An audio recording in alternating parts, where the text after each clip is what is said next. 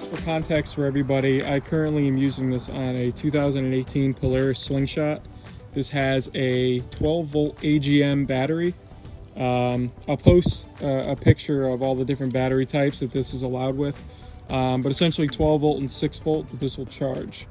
So unfortunately, it's just put away for the winter, if you consider this put away. But I'll kind of give you a view of my setup here. So I just have the extension cord plugged in to the outside outlet, running it through. And then now we finally get to the battery maintainer. So I've already disconnected it. It's been charging for quite a few weeks. So you just essentially, I have it plugged into an outlet, or extension cord outlet, and that runs into the box. This is the main event right here. This little thing is no bigger than, a car key.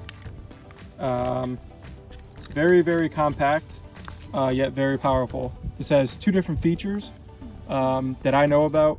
You could force a charge into a dead battery. If your battery's been dead for a while, you could bring it back to life, and it worked pretty well at that. Just a side note, in order to get into that mode, you do need to hold down, make sure that the cables, the two jumper cables, are disconnected from your battery first. And when you hold down for 5 seconds, it's going to flash and it's going to ask you which battery type you have. So in my case, if I have a 12-volt AGM, I'll cycle through, wait a second, and that means it's not detecting a charge, obviously, because the jumper cables are disconnected. So at that point, you would connect the jumper cables to the terminals on your battery. Mine on this slingshot is kind of in a pain location. There's one terminal, the other terminal is kind of hidden behind here.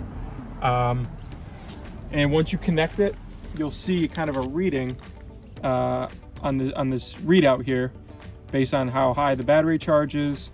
Again, if you're trying to force a charge into it, you're probably not going to see anything but the lowest one. But if you did have a charge in it, it'll read how far up the bars here it is, and then it'll charge it to its full capacity. And then at that point, it'll just maintain it. That's why it's called the battery maintainer, right? So very easy to do. It's essentially just like jumping a car. This is the first time I've taken this off of the battery maintainer for a couple weeks. I guess this is the true test. Let's see how it did. I'm gonna go ahead and turn this off. Just cycle through until you get to the power button. And let's see how she did.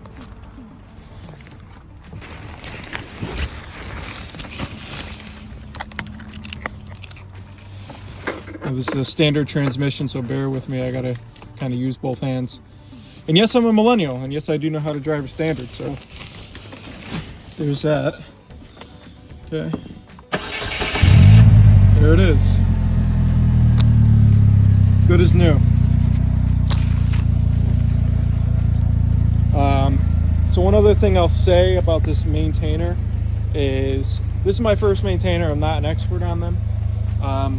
However, it does have, I guess, a mode or a feature where it can remove the sulfur deposits, if I'm quoting that correctly, in the battery. How it does that, I do not know.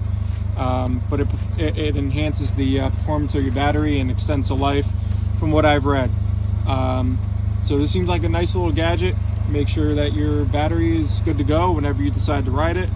And hopefully in the springtime, get a lot of riding in. If there's any questions, I will put a link. I'll try to put a link in the description for the Amazon link on that. I'll also, at the end of the video, try to find exactly what battery types this is for. Be very careful when selecting that. You do not want to put a battery maintainer on the wrong battery. So I will go ahead and do that